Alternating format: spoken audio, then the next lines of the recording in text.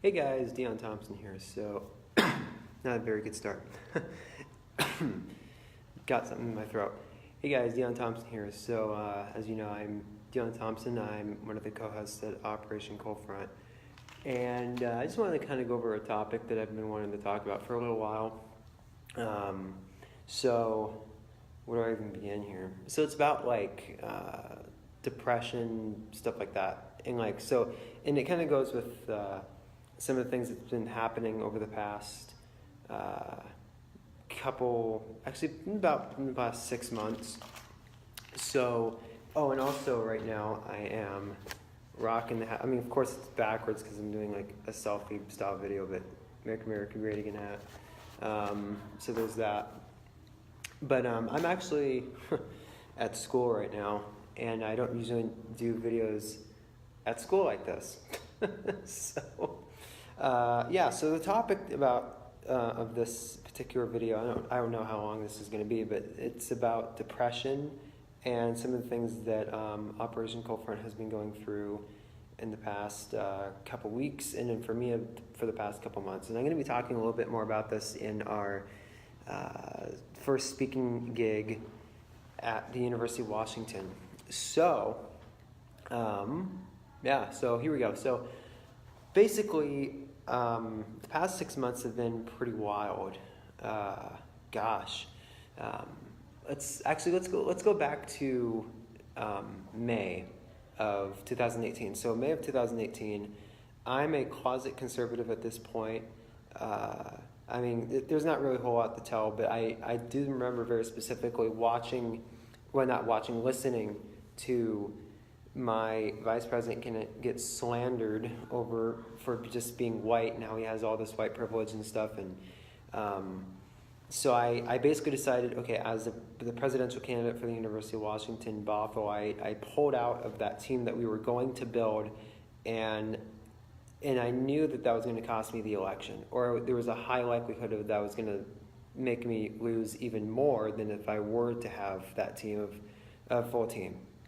And so there's a whole bunch of racists, some of which I've called friends, but I stood up for him because it's blatant racism when you say, we have all this white privilege, and yet this particular person, I don't know if this guy wants me to admit his name, but he's probably going to watch it anyways.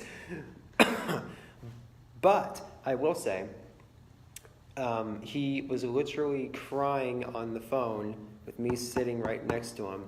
So I decided I'm going to back out of this, and I'm going to essentially not run with the racists, period. Because, in my mind, I was not going to sacrifice my morals in exchange for winning an election. I was not going to do that. So I pulled out of the team. It was a really big team. We had built a fantastic campaign. It was big, guys. And I pulled out knowing that I would probably lose. So that was kind of like the journey into this. I saw it firsthand, not to me, because I have pretty tough skin. I'm used to kind of getting slandered because I've been involved in politics. I've been elected into student government in the past. I ran for an election before 2018 and so on and so forth. So I'm used to the slander. I'm used to the bull crap, right? But I never saw it to that extent. I never saw it in terms of just literally ripping people apart for having white privilege or whatever else. So, good Lord, it changed me. So I lost the election, obviously. I lost so bad. The year before I was pretty close, but this past one I lost so bad. But I didn't really care because I was not going to sacrifice my morals to win a stupid election that means nothing.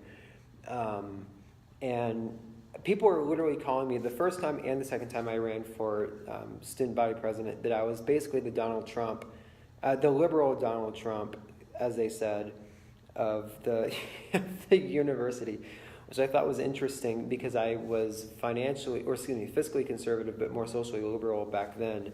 But as soon as I saw my vice president candidate get ripped apart for having white privilege and everything else, I'm like, dude, I can't do this anymore. So fast forward a couple months to July, the walkaway movement starts to explode. I'm watching all these videos and I'm like, dude, like this is stuff that I can agree with. Like it kind of reminded me of 2016 when Trump got elected, because he was speaking things that I kind of agreed with. I was like, yeah, this guy's kind of a dick, but I'll still vote for him. And just because I align with my values with this guy. And I saw the walkaway campaign and I'm like, oh my God, like this is literally everything that I've been thinking about since 2016. So I'm like, okay, this is pretty interesting. So I didn't join the walkaway campaign for actually quite a while. Even I would say I'm more of a walk with, but it was like, oh gosh, the end of July or early August. I didn't do a video because I thought I was terrible on camera, and yet here I am with 23.5 thousand subscribers with Operation Cold Front. But I didn't do a video. I wrote like a really long essay. I didn't think anybody was going to like it, and it was like this stupid story of some college kid. But then I got like thousands and thousands of comments saying, oh my gosh, that was a really great story. And I was like, really? It was like, it's just me being pissed off at the school. But yeah, it was something else. So that kind of opened my eyes a little bit to the right wing. I started doing a little bit more research into pro-life, the KKK, where the Democrat Party came from, where the or what stances the Democrat Party has taken in the past, where the KKK came from, Jim Crow, who voted for women's rights, who voted for people to not be enslaved, stuff like that. So now fast forward. So at this point, people have started to figure out he's right wing. He voted for Trump, stuff like that. I've already been slandered for this, and then I just kind of shut myself up about it because I was just too afraid to speak these beliefs. But after the walkaway movement started, I started to post more things on Facebook, and I hate Facebook. I don't hate things. I hate Facebook. Like, it's the studies that I've done on Facebook.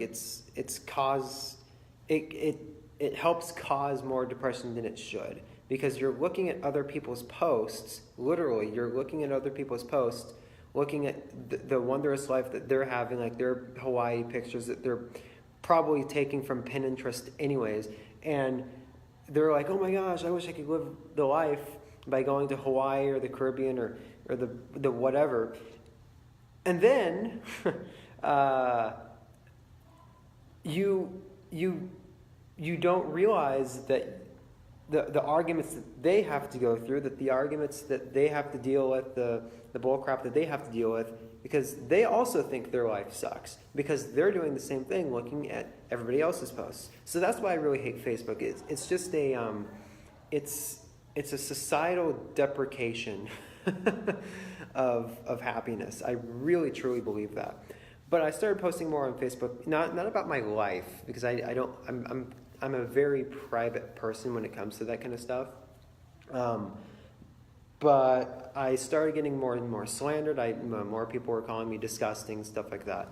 I've had people. Let's see. I've had people call, like family friends, that have called me Uncle Tom, and I'm like, you I've known you for then. Or I've known you for 23 years, and now you call me Uncle Tom, which is a very racist term, so screw you too.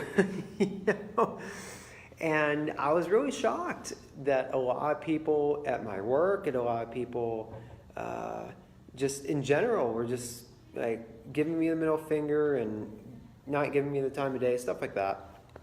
So that was kind of a wake up. And then, so let's see, school started. either early October or like super late September. So how do I even explain this? So I'm a closet conservative at this point, but I sometime in the middle of October I went to what's it called? The thing in the South, Louisiana. I went to New Orleans in sometime in the middle of October, and then I think right before that, it was either right before or right after. I can't remember at this point. I went to a TP USA event, the first ever that I went to, and at the time, Candace Owens was talking to Kanye West, and I was watching this happen, and I've watched since July who Candace Owens was, how she kind of rose up to fame, and I'm thinking, oh my gosh, this is awesome! Like a black conservative. Like, how cool is that? Like, I've never seen such an outspoken black conservative outside of Ben Carson. And Ben Carson's not even that outspoken. Like, he's just a politician. So and that's kind of what I expected. I never saw someone outside of Ben Carson and maybe a couple other people that were black outspoken conservatives, because there wasn't any, because that just wasn't the norm. So I'm sitting here and I'm like, I really like Candace Owens. And this is back when she did YouTube videos. Like she took her phone, much what I'm doing, took a freaking selfie video, made some really stupid edits, and then posted them, gets like 300,000 views. And I'm thinking, oh my God, like she's really making a name for herself, and she's really ripping the Democrat Party apart, which I agree with most of the things she says. So I keep hearing this,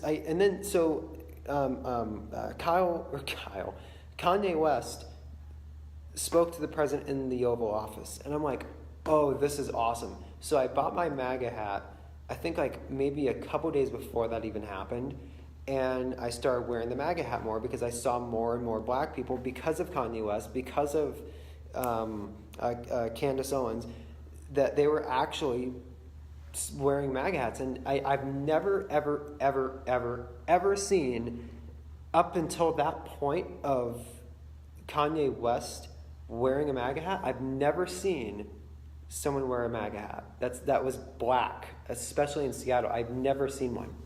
And I was just astounded. It's like, oh, wow. And so I get back from New Orleans. I had a great time. And I'm pretty sure the TPUSA event was after. No, it was before. I'm stupid. It was before. So I go to this TPUSA event, and I'm just like stoked. I'm standing in a crowd of like I don't know, 15 people, and standing in line. This is at the University of Washington. And I'm talking, and all these people were white except for like maybe one person who was Hispanic, right? And I'm talking about how I have noticed that there was this anti-right-wing hatred at the University of Washington Bothell and Seattle and Tacoma. Don't get me wrong. I've seen it in all three campuses, specifically Seattle and Bothell, specifically, because I go to those two campuses all the time. Where I mainly hide, if you want to call it hiding, it's at the Bothell campus. So, anyways, I'm standing in a crowd of like 15 people, and wearing my MAGA hat, by the way, I'm wearing the MAGA hat, and I'm sitting here ripping the school apart by saying, because most of these, the event was open to the public, and I was probably the only person from the Bothell campus that went to that event. And I'm sitting here in a MAGA hat with my UW sweatshirt on, or whatever I was wearing, and I'm just like, yeah, the whole diversity and inclusion thing is complete bullcrap. And why it's bullcrap? Because they love to say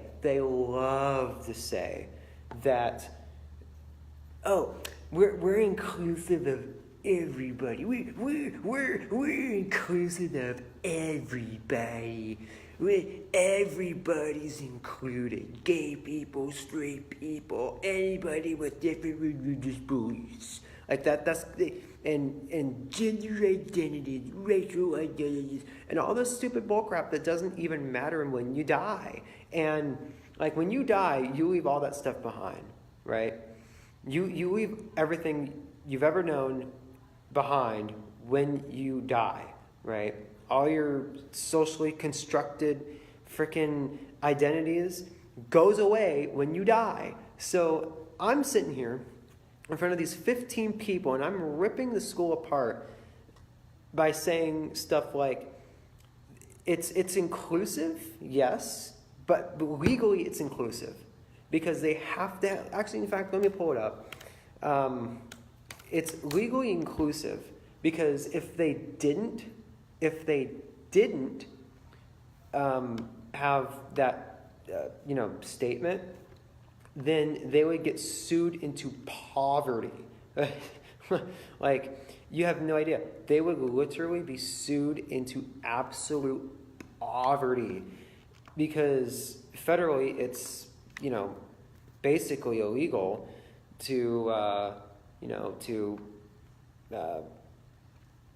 discriminate against any kind of identity.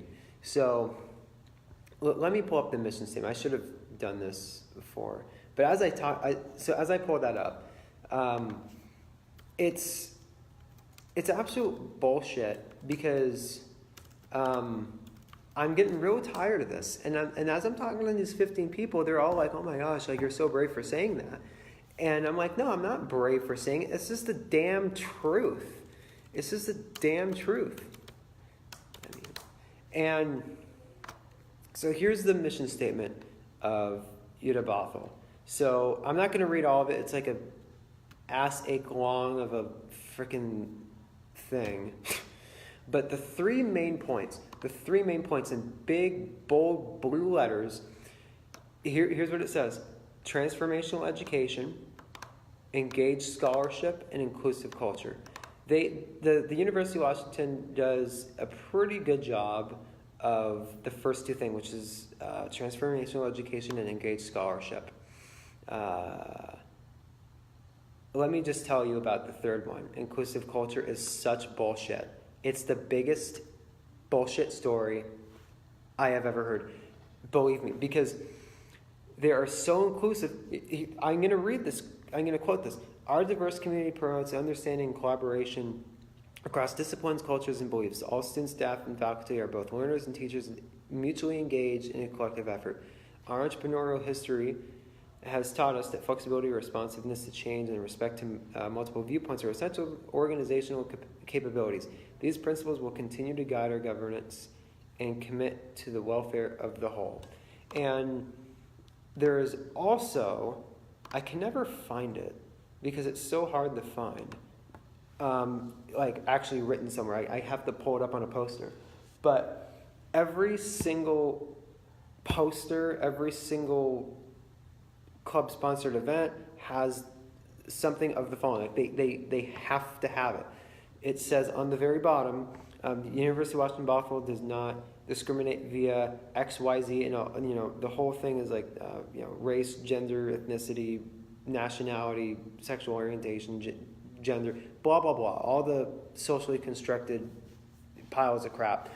And I will say that they say that they're inclusive and they say they don't discriminate. That is the biggest bullshit lie I have ever heard. And this is what I was talking about with these 15 people. Ever since then, I started getting slandered like crazy. So pretty much the next day, and by the way, Candace Owens wasn't able to show up because she was talking with Kanye West at the time with respect to Brexit. And I was like, cool, I don't care. Go ahead.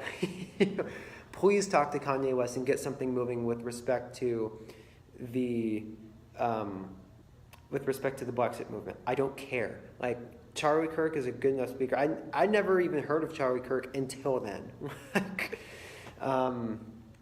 So the next day or the day after, or the day after the next day, I saw a post made by the UW College Republicans, or UW-CR, and how President Anna Marie Kause, or Kause, I don't know how to pronounce her name. I've actually met her before. I've worked with her in the past when I was in student government.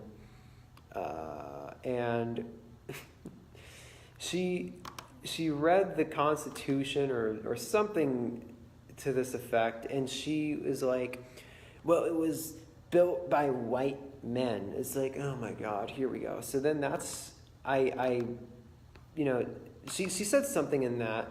It was a really long time ago. I didn't save it because I didn't think I was going to be doing this kind of stuff back then. But I watched this whole thing go down on Facebook, and then I finally said, I'm done. I have to stand up. And this goes with the whole depression thing. I'm making a point. So I made this post, and I got slandered like crazy. I've never been so slandered like that, ever.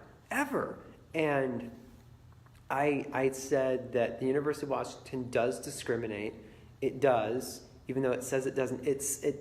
They're legally bound to say that they don't, based upon that mission statement that I just read you. Simple as it gets, right? However, they are so intolerant of people with any kind of right-wing beliefs. And this is exactly what I said to those 15 people. In my freaking MAGA hat, and they all agreed. They're inclusive unless, in big fat parentheses, you're a white male, or you're just white, you're a white Christian, or you're a person of color conservative. And I know for a fact that they discriminate against people like that. It's absolutely horrendous, and I cannot believe it. They've tried to take me down. I tried to start my own conservative organization. I'm still trying to technically start it because I can't find a freaking staff advisor. And ever since October, the end of October, boy, I tell you, people have been attacking me left and right and all this stuff. And good Lord, man, it's disgusting because these people claim that they're so tolerant, but yet they call you names, they call you everything else. So now fast forward to December, and I'm continuing to do more research. The election just happened in 2018. I meet with Salim Juma.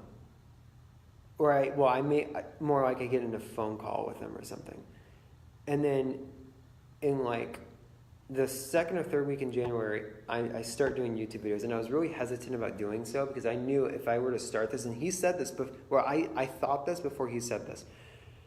If I'm going to start down this path, then I won't be able to come back. Meaning that essentially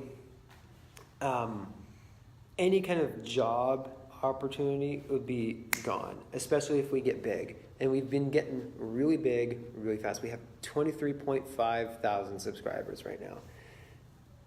And in March, we had 10,000? I don't even think we had that many. I'd have to check. But yeah. But since then, I've been literally followed by Antifa. Antifa's been trying to dox me. They've been stalking me, cyber stalking me, slandering me. And I'm just like, because it really kind of depresses you. And let me just tell you a little bit about depression is that and the biggest battle ever to be fought is the one against yourself. That much I can guarantee you. The reason why I know that is because you are your own worst enemy. And when you try to start something like a business or an idea or make something, notice who the first person is trying to save you from the idea. It's usually friends and family by saying, oh, well, you can't do that.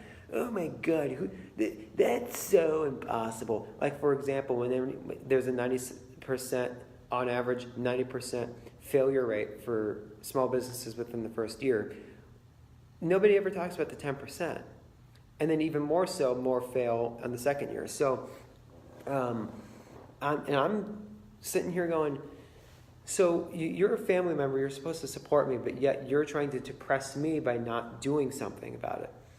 And this is what I want to do. This is a dream that I have. I want to get it done. But they're the first ones to say, well, you can't do it. You that's impossible. You can't beat this. And then, so I did it anyways. That's why I started my 3 own companies. So, yeah. So there's that kind of depression. I'm not depressed per se, but like that kind of depression is against yourself. It's tough. It's tough to fight that because your friends that you thought that you were friends with, and this is not even politics, the friends that you thought you were friends with suddenly become your enemies, especially when you start a small business or an idea, YouTube, doesn't matter. Doesn't matter. People, there's more naysayers than yay-sayers. Always. But I started politics. And that's an even harder battle with depression because ever since people have been finding out I've been doing YouTube, I have a lot of people that support me. Don't get me wrong.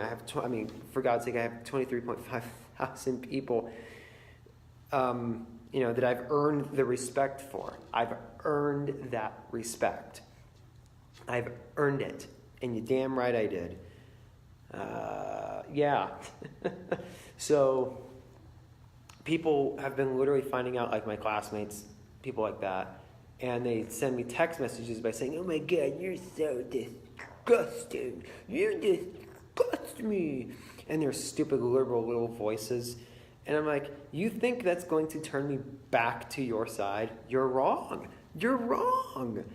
You're so incredibly stupid, it's unbelievable. Like, you think yelling at me and calling me racist, misogynist, homophobic, transphobic, ist, and isms is going to turn me back to your side, which I rejected anyways? Are you stupid? Like, what kind of a stupid ideology is that? Good Lord. So, but that depresses you because, like, it's almost like a weekly thing now where I get like some new person calling me disgusting that's a former friend and stuff like that. So I'm going to read a quote that an entrepreneur told me. I'm not going to give this guy's name because I respect his anonymity, but he had said, you want to be successful? There's no question that I can help you. There's no question that you can do it. The question, can you beat the battle over yourself? There's no bigger enemy than yourself. That much I can promise you, end quote. That's such a great quote, man. Yeah. But it sucks. I can tell you that because we've been followed. And I mean, I don't really have that many friends anyways. I've always kind of kept to myself. I've always kind of,